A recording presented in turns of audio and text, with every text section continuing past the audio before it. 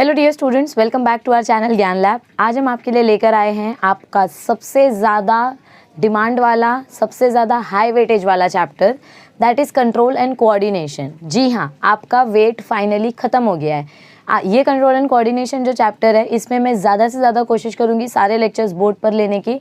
एक दो लेक्चर अगर लैपटॉप पर होंगे, मतलब अगर डिजिटलाइज्ड होंगे, तो प्लीज़ ऑफेंसिव मत होना, क्योंकि कुछ कुछ टॉपिक्स ऐसे हैं जो बोर्ड पे ड्रॉ करके बताना थोड़ा सा डिफिकल्ट है। ठीक है, तो कोई बात नहीं, लेकिन मैं आपको गारंटी देती हूँ कि जितने भी टॉपिक्स मैं कवर करूँगी आपको वो 100% समझ में आएंगे अगर आप हमारी वीडियोस को 2 बार देखेंगे तो। ठीक है, तो चलिए आज का चैप्टर हम स्टार्ट करते हैं। आज के चैप्टर में हम सबसे पहले बात करेंगे कंट्रोल एंड कोऑर्डिनेशन के इंट्रोडक्शन के टॉपिक के बारे में। इस चैप्टर में से एक मेजर टॉपिक डिलीट कर दिया गया है, that is sensory receptors, only for this batch. 2020-2021 के ईयर में जो बच्चे बोर्ड्स देने वाले हैं उनके लिए सेंसरी रिसेप्टर्स वाला पार्ट डिलीट कर दिया है और रिफ्लेक्स एक्शन का एक छोटा सा पैराग्राफ डिलीट कर दिया गया है। मतलब आपको आईज और ईयर्स का पार्ट नहीं पढ़ना है, यानी आपका ये चैप्टर काफ़ी ज़्यादा छोटा हो जाता है। तो आप टेंशन मत लो, जो भी टॉपिक्स है, जितने भी टॉपिक्स है, मैं 100% बोर्ड्स के पहले ये चैप्टर ख़त्म कर दूंगी। कोशिश करेंगे कि आपको दिन में एक वीडियो कंपलसरी इस चैप्टर की मिले ही मिले। उसके लिए आपको हमारी एक हेल्प करनी पड़ेगी कि इस चैनल को जितना हो सके उतना अपने फ्रेंड्स के साथ शेयर करना पड़ेगा, सब्सक्राइब करना पड़ेगा, क्योंकि जितने लोगों तक ये वीडियो पहुँचेगी, जितने लोगों तक रीच बढ़ेगी, उतना ज़्यादा लोगों का एडवांटेज होगा, उतना ज़्यादा लोगों का भला हो जाएगा। तो चलिए स्टार्ट करते हैं आज के सेशन के साथ। अब आज के सेशन में हम स्टार्ट करने वाले हैं आपके इंट्रोडक्शन के साथ। आपके टेक्स्ट बुक के सबसे स्टार्टिंग में कैन यू रिकॉल का बॉक्स दिया गया है। Why control and coordination is important, या what is the use of control and coordination, and how do plants maintain their, मतलब how do plants do their control and coordination. ये दोनों topics के बारे में हम इंट्रोडक्शन के एंडिंग में पढ़ेंगे। मतलब ये जो कैन यू रिकॉल के क्वेश्चन है, ये कैन यू रिकॉल के क्वेश्चन आप खुद हेल्प करोगे सॉल्व करने के लिए, लेकिन वो इंट्रोडक्शन खत्म होने के बाद। ठीक है, तो चलिए सबसे पहले देखते हैं इंट्रोडक्टरी पैराग्राफ। तो इंट्रोडक्टरी पैराग्राफ में हमको क्या दिया गया है, unicellular organisms have a simple organisation of their life processes. तो मतलब यहाँ पर हमको क्या बोला गया है, अगर हम यूनिसेलुलर ऑर्गेनिज्म की बात करें तो यूनिसेलुलर ऑर्गेनिज्म यानी single celled organism. Single celled organism के बॉडी में कुछ भी कॉम्प्लिकेटेड नहीं होता है, ना उनका रेस्पिरेटरी सिस्टम, ना उनका एक्सक्रीटरी सिस्टम, ना उनका कंट्रोल एंड कोऑर्डिनेशन वाला सिस्टम।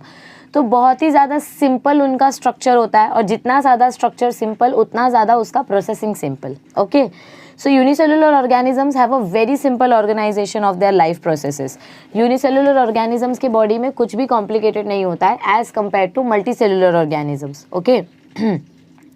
However, देखो सेकेंड पॉइंट में ही बोल दिया है, however a multicellular organization of the body of the body organs and organ systems required both a control over their life processes as well as coordination between the various systems in order to maintain homeostasis of the organism. यहाँ पर अब मैं एक word लिखने जा रही हूँ। क्या वर्ड लिख रही हूँ मैं यहाँ पर, होम्योस्टेसिस। क्या वर्ड लिख रही हूँ मैं यहाँ पर, होम्योस्टेसिस।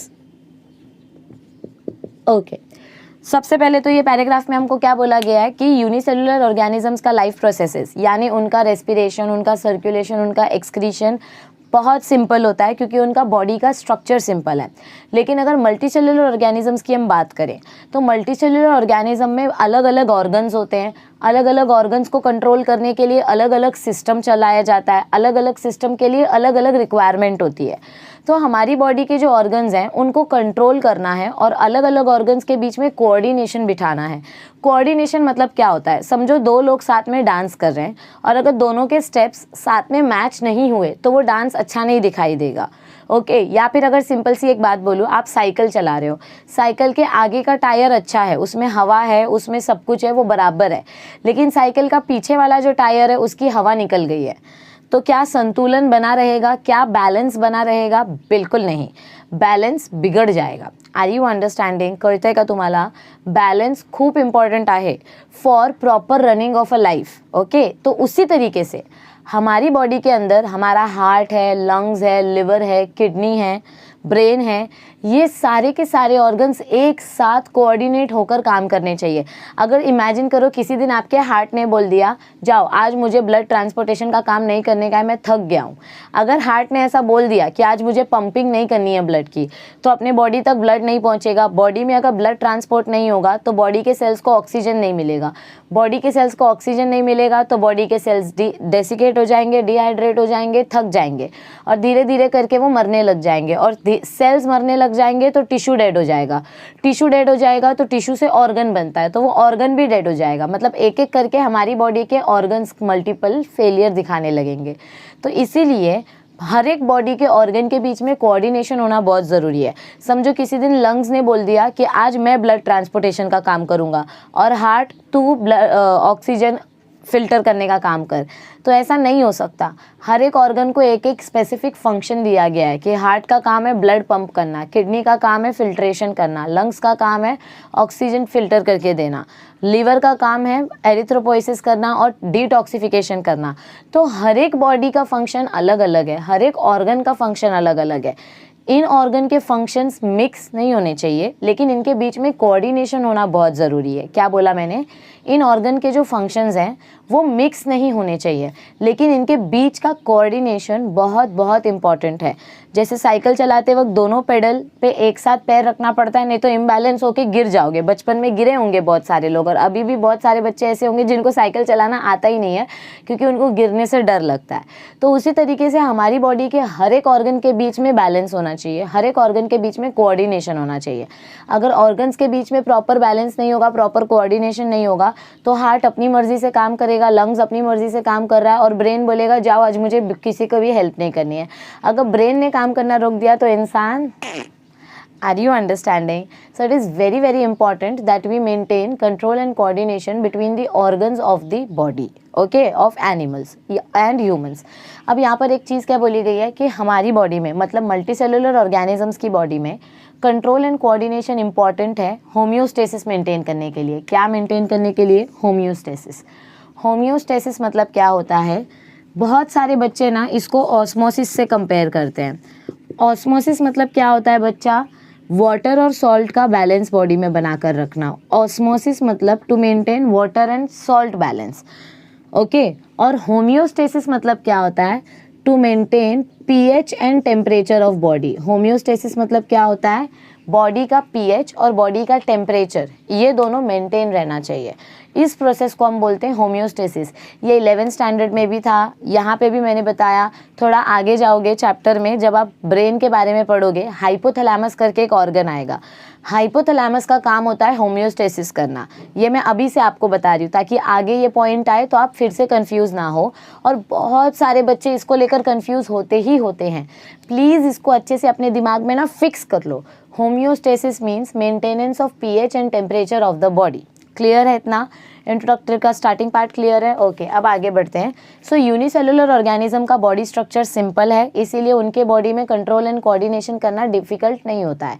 लेकिन हमारी बॉडी में, यानी मल्टी सेलुलर ऑर्गेनिजम्स की बॉडी में बहुत सारे ऑर्गन्स होते हैं। बहुत सारे ऑर्गन्स के वजह से बहुत सारा ऑर्गन सिस्टम बनता है। अलग अलग ऑर्गन सिस्टम को कंट्रोल करने का अलग अलग प्रोसेस है और सबके बीच में कोऑर्डिनेशन होना चाहिए, क्योंकि किसी का भी कोऑर्डिनेशन अगर टूटा, समझो आप लोग लाइन से चल रहे हो, समझो ट्रेन चल रही है, ट्रेन का एक डब्बा अगर अलग हो गया तो पूरी की पूरी ट्रेन अलग हो जाएगी। तो हर एक डब्बे का इंपॉर्टेंस है, वैसे ही हमारी बॉडी के हर एक ऑर्गन का इंपॉर्टेंस है। अगर एक ऑर्गन ने भी अपना काम करना छोड़ दिया तो बॉडी के बाकी के सारे ऑर्गन्स भी वो हो जाएंगे, स्टॉप हो जाएंगे, because everything is connected with each other. So control and coordination is very important between the different organs of our body, and with the help of control and coordination we maintain homeostasis. Homeostasis यानी कि pH and temperature of the body. Am I clear? Okay. All right. Plants and animals, they both show a control and coordination mechanism. तो यहाँ पर अब हमको next क्या बोला गया है कि हमारे जो प्लांट्स होते हैं और हमारे जो एनिमल्स होते हैं, ये दोनों लिविंग स्पीशीज़ में हमको कंट्रोल एंड कोऑर्डिनेशन देखने को मिलता है। अगर ह्यूमंस की बात करें तो हमारी बॉडी में अलग अलग ऑर्गन्स हैं जिनको कंट्रोल करने के लिए अलग अलग मैकेनिज्म है। लेकिन प्लांट्स के अंदर कंट्रोल एंड कोऑर्डिनेशन कैसे होगा? कैन यू रिकॉल में जो हमारा क्वेश्चन था, देखो कैन यू रिकॉल का हमारा फर्स्ट क्वेश्चन क्या था? What is the need for the control and coordination in multicellular organisms. तो क्या नीड है कंट्रोल एंड कोऑर्डिनेशन की? ताकि बॉडी के अलग अलग ऑर्गन्स के बीच में बैलेंस बना रहे। So to maintain the balance between different organs of the multicellular organism, control and coordination is important. Okay, and second question क्या था? How do plants carry out control and coordination? Plants control and coordination कैसे दिखाते हैं? इधर पे हमको अभी introduction में क्या बोला कि एनिमल्स और प्लांट्स दोनों में कंट्रोल एंड कोऑर्डिनेशन का मैकेनिज्म होता है, लेकिन प्लांट्स में स्पेसिफिकली कैसे ये मैकेनिज्म देखने को मिलता है? Plants and animals both show a control and coordination mechanism. In plants, this is done by sending chemical signals and bringing about various types of movements. तो can you recall में हमको जो क्वेश्चन पूछा था, how do plants carry out control and coordination, तो वहाँ पर आप लिखोगे with the help of chemical signals. Can you recall का जो सेकेंड क्वेश्चन था उसका आंसर क्या आएगा? with the help of chemical signals. Chemical signals का मतलब क्या होता है बच्चा लोग?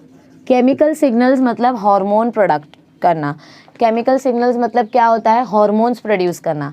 तो प्लांट्स के अंदर कंट्रोल एंड कोऑर्डिनेशन कैसे देखा जाता है? With the help of phyto hormones. Plants के अंदर कंट्रोल एंड कोऑर्डिनेशन कैसे देखा जाता है? With the help of phyto hormones. मतलब प्लांट्स में ऐसे हार्मोन्स प्रोड्यूस होते हैं जो उनके अंदर कंट्रोल एंड कोऑर्डिनेशन करने में हेल्प करते हैं। ठीक है, प्लांट की ग्रोथ के लिए, फ्रूट फॉर्मेशन के लिए, सीड एब्सिशन के लिए, हर एक प्रोसेस के लिए अलग अलग हार्मोन्स है। आपकी टेक्स्ट बुक में जो 7th चैप्टर है प्लांट ग्रोथ एंड हार्मोन्स, उसमें आपको जो पार्ट पढ़ना है इस साल, जो पार्ट सिर्फ आपको पढ़ना है वो हार्मोन्स का पार्ट है। ओके, तो आपको वो समझ में आएगा जब आप इसके साथ रिलेट करोगे। देखो, फाइटो मतलब क्या होता है? प्लांट, और हार्मोन्स मतलब केमिकल सिग्नल्स। हार्मोन्स मतलब क्या होते हैं? Chemical signals. तो प्लांट्स के अंदर कोऑर्डिनेशन कैसे देखा जा रहा है? With the help of chemical signals. तो हम ऐसा बोल सकते हैं कि प्लांट्स के अंदर कंट्रोल एंड कोऑर्डिनेशन कैसे होता है? With the help of phytohormones. Okay, तो कैन यू रिकॉल के दोनों क्वेश्चन सॉल्व हो गए। मल्टी सेलुलर ऑर्गेनिजम्स में कंट्रोल एंड कोऑर्डिनेशन क्यों इंपॉर्टेंट है? To maintain balance between different organs. और प्लांट्स कैसे कंट्रोल एंड कोऑर्डिनेशन दिखाते हैं? With the help of phytohormones. So plants अलग अलग केमिकल्स जो सेक्रीट करते हैं उसके वजह से अलग अलग मूवमेंट हमको देखने को मिलती है प्लांट्स के अंदर। फॉर एग्जाम्पल देखो कौन सी मूवमेंट्स बताई गई है। फोटोट्रॉपिक, कीमोटैक्टिक, थिंगमोटैक्टिक, 3 अलग अलग मूवमेंट्स आपको बताए गए हैं। फोटोट्रॉपिक यानी लाइट के वजह से, फोटो मतलब लाइट, फाइटो मतलब प्लांट, दोनों में डिफरेंस है। फोटोट्रॉपिक यानी लाइट, सनलाइट के वजह से या नेचुरल लाइट के वजह से प्लांट अपनी मूवमेंट चेंज करता है। समझो आपने एक बंद कमरा रखा है और बंद कमरे में आपने खिड़की के पास एक प्लांट रख दिया है। समझो, इमेजिन करो कि ये एक बंद रूम है और यहाँ पर सिर्फ एक खिड़की है और इस खिड़की के पास आपने एक प्लांट रखा हुआ है। ठीक है, तो इस खिड़की को जो सनलाइट मिल रही है उस सनलाइट के वजह से क्या देखा जाएगा कि ये प्लांट सनलाइट के डायरेक्शन में ग्रो हो रहा है। मतलब ये जो प्लांट था, ये प्लांट जहाँ से सनलाइट आ रही है उसी डायरेक्शन में ऐसा बेंड होता हुआ दिखाई देगा। ओके, मतलब ये ऐसा दिखाई देगा, ऐसा सनलाइट लेने के लिए ये बेंड हो गया है, तो इसको हम बोलते हैं फोटोट्रॉपिक मूवमेंट। मतलब ये प्लांट ऐसे बेंड होकर दिखाई देगा क्योंकि जहाँ से लाइट आ रही है उसी तरफ ये अट्रैक्ट होता है। तो ऐसे टाइप के मूवमेंट को हम बोलते हैं फोटोट्रॉपिक मूवमेंट। सेकेंड मूवमेंट कौन सा बताया है? कीमोटैक्टिक। कीमोटैक्टिक मतलब क्या होता है? कोई एक प्लांट वाटर में केमिकल रिलीज कर रहा है तो दूसरा प्लांट उस केमिकल को रिसीव कर रहा है। मतलब समझो यहाँ पर है प्लांट ए, इस प्लांट ने कुछ केमिकल प्रोडक्ट्स बनाए और ये केमिकल प्रोडक्ट वाटर के थ्रू फ्लोट हुआ और ये केमिकल दूसरे प्लांट को मिला, प्लांट बी। तो ये केमिकल और ये केमिकल मिक्स हो जाएंगे, तो इसको हम बोलते हैं कीमोटैक्टिक मूवमेंट। मतलब केमिकल्स के वजह से ये प्लांट ए ने जो केमिकल रिलीज किया है, ये केमिकल पकड़ने के लिए प्लांट बी थोड़ा सा बेंडिंग दिखाएगा। मतलब ग्राउंड वाटर के अंदर ये केमिकल्स जा रहे हैं, तो ये प्लांट केमिकल को रिसीव करके जो अपने अंदर चेंजेस दिखाता है। जैसे समझो, सिंपल एग्जांपल देती हूँ, फ्रूट को जल्दी पकाने के लिए जो फार्मर्स होते हैं, कुछ फार्मर्स वो क्या करते हैं, फ्रूट को ग्रोथ हार्मोन एक्स्ट्रा दे देते हैं। जल्दी पकने के लिए फ्रूट को हार्मोन का इंजेक्शन दिया जाता है। जैसे कि हमारे फ्रूट को एक्सटर्नल हार्मोन मिलता है, वो फटाक से पक जाता है। आपने देखा होगा बहुत सारे पपाया ऐसे होते हैं जिनके अंदर बीज ही नहीं होते हैं, जिनके अंदर सीड्स होते ही नहीं है, क्योंकि वो जेनेटिकली इंजीनियर्ड पपाया होता है, मतलब वो उसको ग्रोथ हार्मोन दिया गया है जिसके वजह से नेचुरली उसके अंदर सीड्स नहीं बनी, लेकिन वो पक गया। ओके, बहुत सारे मैंगोज ऐसे होते हैं जो दिखने में येलो येलो होते हैं लेकिन उनके अंदर टेस्ट नहीं होता है, क्योंकि उसको टाइम से पहले हमने पका दिया है, उसको राइपनिंग हार्मोन दे दिया है। ओके, सो अलग अलग केमिकल सिग्नल्स के वजह से प्लांट्स में जब अलग अलग मूवमेंट देखने को मिलती है तो उसको हम बोलते हैं control and coordination mechanism of plants. तो फोटोट्रॉपिक मूवमेंट यानी लाइट को एब्जॉर्ब करके चेंजेस दिखाना, कीमोटैक्टिक मूवमेंट यानी केमिकल्स के वजह से प्लांट के अंदर जो चेंजेस होते हैं, और थिंगमोटैक्टिक मतलब एक्सटर्नल थिंग्स के वजह से जब प्लांट्स में चेंजेस होते हैं।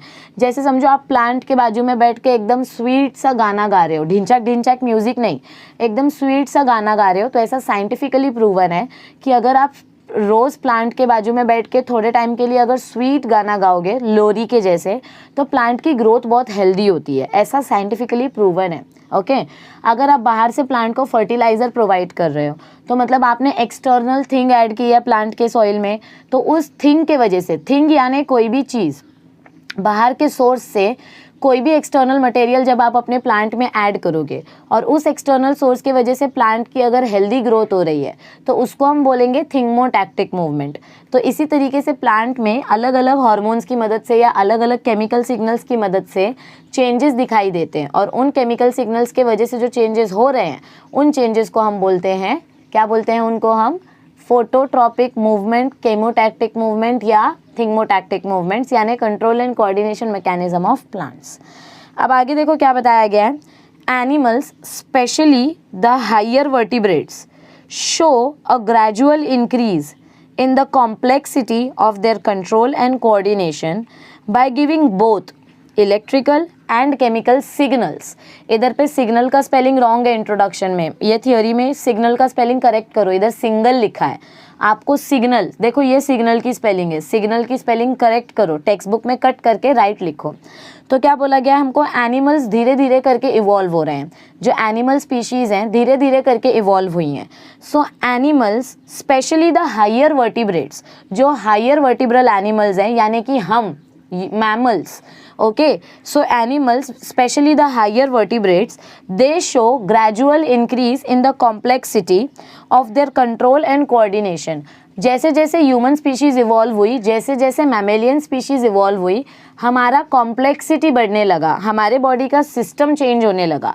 तो धीरे धीरे करके जैसे जैसे कोई भी स्पीशीज़ इवॉल्व होती है तो उनके अंदर हमको कॉम्प्लेक्स लेवल देखने को मिलता है। तो अगर हम वर्टिब्रल एनिमल्स की बात करें तो वर्टिब्रल एनिमल्स के अंदर कैसे टाइप का कंट्रोल एंड कोऑर्डिनेशन मैकेनिज्म देखने को मिलता है, both electrical and chemical signals, मतलब हमारी बॉडी में जो इलेक्ट्रॉन्स प्रेजेंट है, देखो इलेक्ट्रिकल सिग्नल बोला मतलब ये नहीं कि अपनी बॉडी से इलेक्ट्रिसिटी बनती है, वरना एक इंसान अगर दूसरे इंसान को छूता तो बिजली का झटका लगता है, ऐसा नहीं होता है, वो खाली गाने में ही है, लगे 440 वोल्ट छूने से तेरे, वो सिर्फ गाने का ही पार्ट है, ऐसा रियल लाइफ में नहीं होता है। हमारी बॉडी में बहुत सारे इलेक्ट्रॉन्स हैं, प्रोटॉन्स हैं, जैसे सोडियम आयन, क्लोराइड आयन, इनके ऊपर चार्जेस प्रेजेंट होते हैं, पॉजिटिव चार्ज, नेगेटिव चार्ज। तो ऐसे टाइप के सिग्नल को हम बोलते हैं इलेक्ट्रिकल सिग्नल।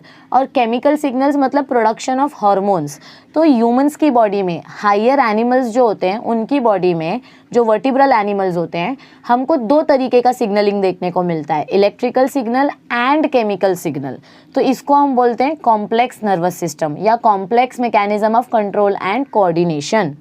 अब देखो आगे क्या बताया गया, in this chapter now you will study about development of nervous system in different animal groups and details of the system in humans, that is, हाँ, तो क्या बोला गया हमको इधर पे कि इस चैप्टर में हम क्या पढ़ने वाले हैं, इस चैप्टर में हम अलग अलग एनिमल्स के अलग अलग नर्वस सिस्टम के बारे में पढ़ेंगे, कैसे नर्वस सिस्टम स्टार्टिंग में था और कैसे धीरे धीरे वो इवॉल्व हुआ। तो आप रेडी हैं ये इंट्रोडक्शन आगे बढ़ाने के लिए? All right, let's continue. Okay, तो देखिए हमको आगे के पार्ट में क्या बताया गया है अब थ्योरी के, द पॉरीफेरा और sponges are the most primitive of the animal phyla. क्या बोला जा रहा है हमको इधर पे, अगर हम एनिमल्स के फाइलम की बात करें तो टोटल 10 फाइलम्स है। किंगडम एनिमेलिया में आपने टोटल 10 फाइलम्स के नाम पढ़े हैं, पॉरीफेरा, टीनोफेरा, नाइडेरिया, ऐसे प्लैटिहेलमिन्थस, हेलमिन्थस और बहुत सारे ऐसे टोटल आपने 10 फाइलम्स के नाम पढ़े हैं 11th स्टैंडर्ड में। उसमें से जो सबसे पहला एनिमल फाइलम है वो है पॉरीफेरा। पॉरीफेरा सबसे पहला फाइलम है, इसीलिए इसको बोला जाता है primitive type of phyla. Primitive word का मतलब होता है फर्स्ट, प्रिमिटिव मतलब क्या होता है, फर्स्ट। और ये जो फर्स्ट फाइलम है ये सबसे ज़्यादा अनडेवलप्ड फाइलम है। क्या बोला हमने, किंगडम एनिमिलिया के अंदर हमने टोटल 10 कैटेगरीज पढ़ी है, 10 फाइलम्स पढ़े हैं, जिसमें से फर्स्ट फाइलम कौन सा है, पॉरीफेरा। और ये जो पॉरीफेरा वाला फाइलम है ये सबसे ज़्यादा अनडेवलप्ड फाइलम है। ओके, देखो क्या बताया गया हमको इधर पे, the Porifera are the most primitive type of animal phyla, और इसका एग्जाम्पल है स्पॉन्जेस। पॉरीफेरा फाइलम के अंदर कौन से लिविंग स्पीशीज का एग्जाम्पल दिया गया है, स्पॉन्जेस का एग्जाम्पल दिया गया है। तो क्यों इसको अनडेवलप्ड बोलते हैं, क्योंकि स्पॉन्जेस एक ऐसे टाइप के एनिमल सेल्स हैं जिनके अंदर कंट्रोल एंड कोऑर्डिनेशन तो देखा जाता है, लेकिन complete control and coordination mechanism नहीं है। मतलब देखो हमने अभी तक क्या पढ़ा है, ह्यूमंस के केस में हमने क्या पढ़ा है कि कंट्रोल एंड कोऑर्डिनेशन ब्रेन करता है। तो ब्रेन के पास न्यूरॉन्स होते हैं, यानी नर्व सेल्स होती हैं, और वो न्यूरॉन्स जो हैं वो केमिकल सिग्नल और इलेक्ट्रिकल सिग्नल लेकर जाते हैं। न्यूरॉन का स्ट्रक्चर याद करो, एक्सॉन, डेंड्रॉन, हम डिस्कस करेंगे इसके बारे में। तो हमने ह्यूमंस का ऐसा पढ़ा है, लेकिन पॉरीफेरा जो है ये इनकम्प्लीट सेल है। इस सेल में बिल्कुल भी नर्वस सिस्टम नहीं होता है, कोई भी सिंपल टाइप का नर्वस सिस्टम भी नहीं होता है, कॉम्प्लेक्स टाइप का नर्वस सिस्टम भी नहीं होता है। सबसे ज़्यादा इनकम्प्लीट ऑर्गेनिज्म है ये पॉरीफेरा, और इसका एक एग्जाम्पल है स्पॉन्जेस। स्पॉन्जेस कैसे दिखाई देते हैं, मतलब स्टारफिश जैसे एनिमल्स।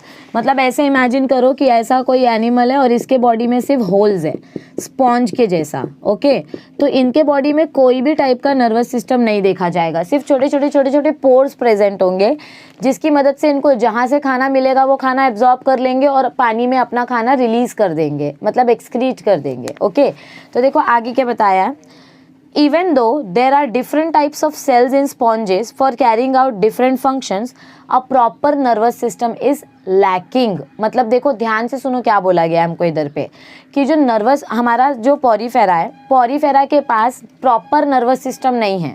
क्या बोला गया हमको इधर पे कि पॉरीफेरा के पास प्रॉपर नर्वस सिस्टम नहीं है। पॉरीफेरा की बॉडी में अलग अलग टाइप के सेल्स हैं अलग अलग फंक्शन करने के लिए, लेकिन उनके पास प्रॉपर नर्वस सिस्टम नहीं है। जैसे कि समझो ऐसा इमेजिन करो कि एक गराज है, गराज में 10 वर्कर काम करते हैं, लेकिन किसी भी वर्कर को बताया नहीं गया है कि उसका स्पेसिफिक काम क्या है। जैसे एक वर्कर सिर्फ गाड़ी धोने का काम करेगा, एक वर्कर सिर्फ पेट्रोल भरने का काम करेगा, एक वर्कर रिपेयरिंग करने का काम करेगा, एक वर्कर कॉलिंग करने का काम करेगा। इसको बोलते हैं प्रॉपर सिस्टमैटिक तरीके से चलना। लेकिन स्पॉन्जेस के अंदर, पॉरीफेरा फाइलम जो है उनके अंदर अलग अलग सेल्स तो है, लेकिन इन सेल्स को सिस्टमैटिकली नहीं चलाया जाता है, क्योंकि उनके ऊपर उनका कोई बॉस ही नहीं है। मतलब जैसे गराज के वर्कर्स है पर गराज का कोई बॉस नहीं है, वैसे ही पॉरीफेरा के पास अलग अलग सेल्स हैं, लेकिन उनके पास ब्रेन नहीं है, उनके पास नर्वस सिस्टम नहीं है जो इन सेल्स को गाइड करे। सो पॉरीफेरा के पास अलग अलग सेल्स हैं, लेकिन वो सेल्स आगे जाके टिश्यू नहीं बनाते हैं, क्योंकि टिश्यू बनता तो ऑर्गन बनता, ऑर्गन बनता तो ऑर्गन सिस्टम बनता, और अगर ऑर्गन सिस्टम बनता तो ब्रेन बनता, और अगर ब्रेन बनता तो नर्वस सिस्टम होता। लेकिन इनका जो बॉडी है वो सिर्फ सेल्स के फॉर्म में ही ख़त्म हो जाता है। मतलब ये पॉरीफेरा वाले जो एनिमल्स होते हैं, पॉरीफेरा फाइलम के जो एनिमल्स हैं, ये बहुत ही ज़्यादा अनडेवलप्ड एनिमल्स हैं और इनके पास कोई टिश्यू या कोई ऑर्गन नहीं है। पॉरीफेरा के जो एग्जाम्पल्स हैं स्पॉन्जेस, इन ऑर्गेनिजम्स के पास कोई टिश्यू कोई ऑर्गन नहीं है, और इसीलिए इनके पास नर्वस सिस्टम भी नहीं है। Okay, so Porifera have, sponges के पास सेल्स है। देखो सेल्स क्या होते हैं, सेल्स ऐसे अलग अलग टाइप के सेल्स होते हैं। सेल्स से आगे क्या बनता है, टिश्यू बनता है। ये टिश्यू आगे जाके क्या बनाते हैं, ऑर्गन्स बनाते हैं। ऑर्गन से क्या बनता है, ऑर्गन सिस्टम बनता है। और ऑर्गन सिस्टम अगर प्रेजेंट रहेगा बॉडी में तो आपकी बॉडी प्रॉपर सिस्टमैटिक तरीके से काम करेगी। लेकिन हमारे पॉरीफेरा में ये कुछ भी नहीं है, सिर्फ उनके पास अलग अलग टाइप के सेल्स है। So even though there are different types of cells in sponges for carrying out different functions, a proper nervous system is lacking, मतलब it is absent. Lacking word का मतलब होता है एब्सेंट होना। However To bring about efficient working of the body, these multicellular animals show division of labor among these cells. तो क्या बोला गया हमको इधर पे कि नर्वस सिस्टम नहीं है, बट फिर भी ये जो अलग अलग टाइप के सेल्स प्रेजेंट हैं हमारे पॉरीफेरा के अंदर, ये अलग अलग टाइप के सेल्स आपस में काम डिवाइड कर लेते हैं. डिवीजन ऑफ लेबर मतलब आपस में काम डिवाइड कर लेना. कुछ काम मतलब ऐसा इमेजिन करो कि हमारे पॉरीफेरा के अंदर अलग अलग टाइप के सेल्स प्रेजेंट हैं. ऐसे कुछ सेल्स हैं, कुछ सेल्स ऐसे हैं, कुछ सेल्स अलग शेप के होंगे. तो पॉरीफेरा के पास अलग अलग सेल्स हैं, लेकिन उनको कोई रूल करने वाला नहीं है, उनको कोई सिस्टम नहीं है. लेकिन ये सेल्स क्या करते हैं, ये आपस में अपना अपना काम डिवाइड कर लेते हैं ताकि किसी सेल के ऊपर एकदम से बोझ ना पड़े. So they divide their work amongst each other. Okay, this leads to specialization of cells for the various activities like digestion, respiration, excretion and others. और ये ऐसा ही मतलब ये आपको पॉरीफेरा में देखने मिल रहा है. किस में देखने मिल रहा है आपको, ये कौन से फाइलम में देखने को मिल रहा है, पॉरीफेरा में. कौन से फाइलम में देखने को मिल रहा है हमको, ये पॉरीफेरा में. पॉरीफेरा में धीरे धीरे करके जैसे जैसे इवोल्यूशन होगा, पॉरीफेरा के बाद आता है टिनोफोरा, फिर नाइडेरिया. तो धीरे धीरे करके जैसे जैसे इवोल्यूशन होगा, सेल्स इवॉल्व होते जाएंगे, उनके अंदर के ये सेल्स स्पेशलाइज होते जाएंगे. क्या होते जाएंगे, उनके अंदर के ये सेल्स स्पेशलाइज होते जाएंगे. यानी इन सेल्स से फिर स्पेसिफिक टिश्यू बनने लगेगा, उन टिश्यू से ऑर्गन्स बनने लगेंगे और ऑर्गन्स से ऑर्गन सिस्टम बनने लगेगा. तो जैसे जैसे पॉरीफेरा में सिर्फ सेल्स होते हैं, लेकिन जैसे जैसे पॉरीफेरा के बाद नेक्स्ट फाइलम आता है, तो सालों मतलब 100 साल 500 साल के बाद ये पॉरीफेरा एनिमल्स के ही सेल्स थोड़े से मैच्योर हो जाते हैं और नया फाइलम बनता है, नया एनिमल फाइलम बनता है जिसके अंदर स्पेसिफिक ऑर्गन्स होते हैं. ओके, तो हमको कैन यू रिकॉल में क्वेश्चन पूछा गया था, do sponges have tissues and organs. क्या स्पॉन्ज के पास टिश्यूज और ऑर्गन्स हैं? नहीं. स्पॉन्जेस कौन से फाइलम को बिलोंग करते हैं, पॉरीफेरा को, और इनके पास सिर्फ सेल्स होते हैं, इनके पास टिश्यूज और ऑर्गन्स नहीं होते हैं. और सेकेंड क्वेश्चन क्या पूछा गया था, can sponges coordinate their various functions. क्या स्पॉन्जेस के अंदर कंट्रोल एंड कोऑर्डिनेशन देखने को हमको मिलेगा? नो, क्योंकि उनके पास नर्वस सिस्टम ही नहीं है, क्योंकि उनके पास ऑर्गन्स नहीं है. समझ में आई आपको बात? ओके. तो अब आगे क्या बताया गया कि धीरे धीरे करके जैसे जैसे इवोल्यूशन होगा वैसे वैसे एनिमल स्पीशीज में भी डेवलपमेंट देखने को मिलेगी. So later in the higher animals phyla the different cells form. धीरे धीरे करके क्या होगा, यही जो सेल्स हैं ये आगे जाके स्पेशलाइज होने लगेंगे and they will form different tissues, organs and systems which must work in coordination with each other for smooth internal functioning of the body. जितने ज़्यादा बॉडी में ऑर्गन्स बनेंगे उतना ज़्यादा कंट्रोल एंड कोऑर्डिनेशन इंपॉर्टेंट हो जाएगा.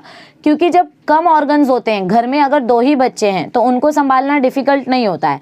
लेकिन अगर समझो आपके घर में 6 बच्चे हैं तो सबके ऊपर नज़र रखनी पड़ती है कि कोई कुछ गड़बड़ ना कर दे. ठीक उसी तरीके से जब आपका ऑर्गेनिज्म सिंपल टाइप का होता है तो उसको कंट्रोल एंड कोऑर्डिनेशन की ज़रूरत नहीं पड़ती है. लेकिन जब आपके ऑर्गेनिज्म के अंदर ऑर्गन सिस्टम बन जाता है, अलग अलग ऑर्गन्स आ जाते हैं, तो अब इन ऑर्गन्स के बीच में कोऑर्डिनेशन होना बहुत ज़रूरी है ताकि बॉडी अंदर से स्मूथ फंक्शनिंग करती रहे. हार्ट ने काम करना बंद कर दिया मतलब गाड़ी का जैसे इंजन खराब हो गया, गाड़ी आगे बढ़ ही नहीं सकती, इंसान आगे काम कर ही नहीं सकता अगर हार्ट स्टॉप हो गया तो. समझ में आ रही है आपको बात? तो हर एक ऑर्गन के बीच में कंट्रोल एंड कोऑर्डिनेशन होना ज़रूरी है अगर स्मूथ फंक्शनिंग करनी है तो. ओके.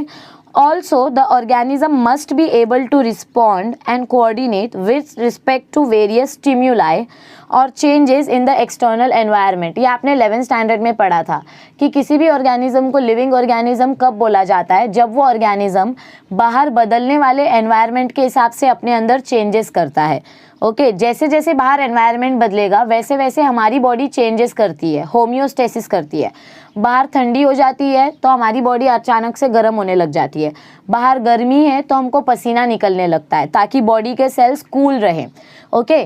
तो बाहर के एनवायरनमेंट, चेंजिंग एनवायरनमेंट के हिसाब से जब इंसान की बॉडी या एनिमल की बॉडी चेंजेस दिखाती है तो इस फिनोमिनन को भी हम बोलते हैं control and coordination with the environment. Okay. So this is very important phenomenon of living organisms. अब नेक्स्ट पैराग्राफ में सिंपल बताया गया है, फटाक से देख लेते हैं. In the lower animals like hydra and planaria, हमने पहले कौन सा फाइलम पढ़ा, पॉरीफेरा फाइलम पढ़ा. पॉरीफेरा का एग्जाम्पल क्या था, स्पॉन्जेस. पॉरीफेरा के बाद आपका आता है next phylum. Okay, so in the lower animals like hydra and planaria, hydra Cnidaria phylum को बिलोंग करता है. पॉरीफेरा के बाद कौन सा फाइलम आता है? नाइडेरिया.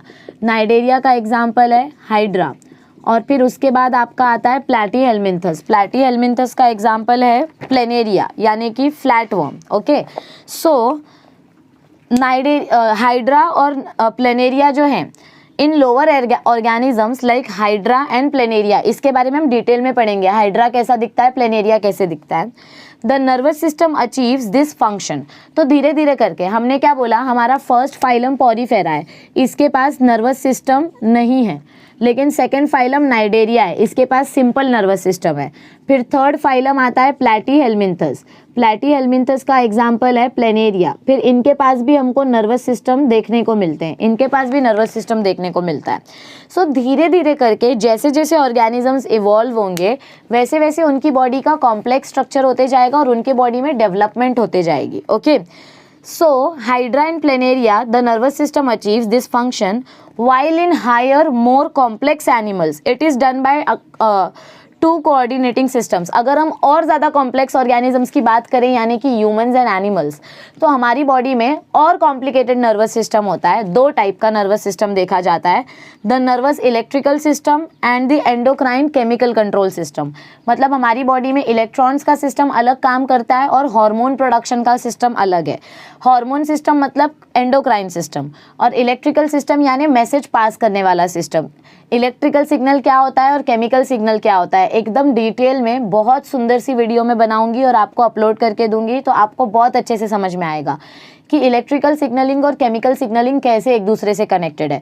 मतलब बॉडी में सोडियम पोटेशियम क्लोराइड आयंस के वजह से कैसे हार्मोन प्रोड्यूस होते हैं, कैल्शियम आयंस का क्या रोल है, ये सब हम पढ़ेंगे.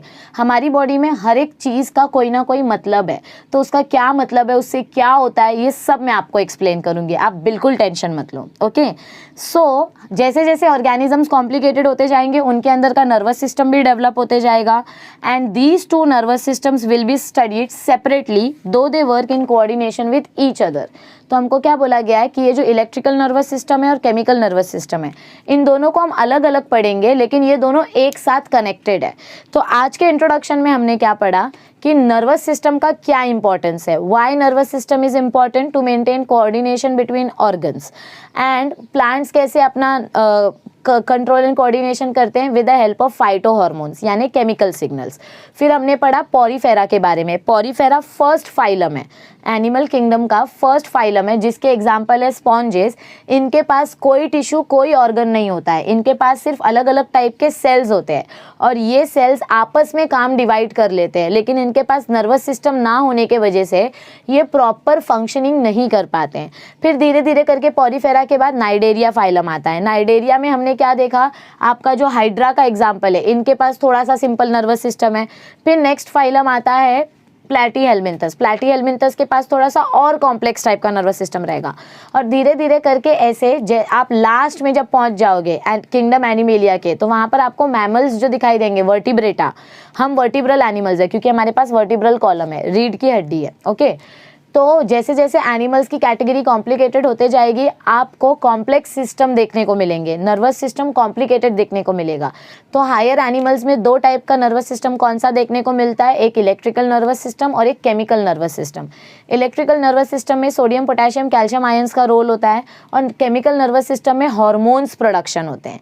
तो ये कैसे होता है, क्या होता है, ये सब कुछ जानने के लिए आप हमारी नेक्स्ट वीडियो का वेट करो. नेक्स्ट वीडियो आपको बहुत जल्दी मिल जाएगी. इस वीडियो को कम से कम 2 बार देखना क्योंकि ये बेस है आपके चैप्टर का. अगर ये समझ में आएगा तो आगे का पार्ट समझ में आएगा. इसमें अगर कुछ डाउट हो तो प्लीज़ कमेंट सेक्शन में मेंशन करो. आई होप आप लोग अपने एग्जाम्स की तैयारी अच्छे से कर रहे हो. हमने अपना प्रॉमिस पूरा किया. हमने बोला था हम 15 फरवरी से आपके लिए कंट्रोल एंड कोऑर्डिनेशन लेकर आएंगे, तो हम लेकर आए हैं.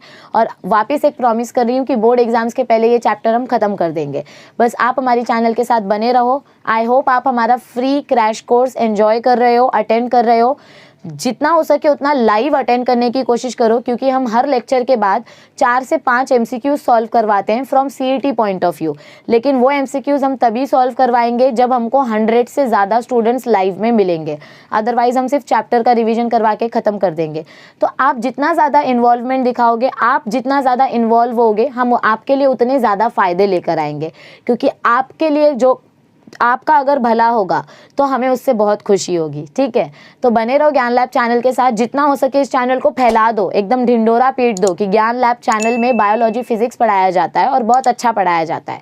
तो जितना हो सके इस चैनल के बारे में इन्फॉर्मेशन स्प्रेड करो, पढ़ते रहो, रिविजन करते रहो, एंड ऑल द बेस्ट। अच्छे से एग्जाम्स के लिए प्रिपेयर करो, हम आपकी मदद के लिए जो हो सकेगा वो करेंगे। अब तक टेलीग्राम ग्रुप ज्वाइन नहीं किया तो टेलीग्राम ग्रुप ज्वाइन कर लो, वहाँ पर हम क्रैश कोर्स की सारी इन्फॉर्मेशन देते रहते हैं। चलिए मिलते हैं जल्दी। Thank you, stay tuned, see you soon.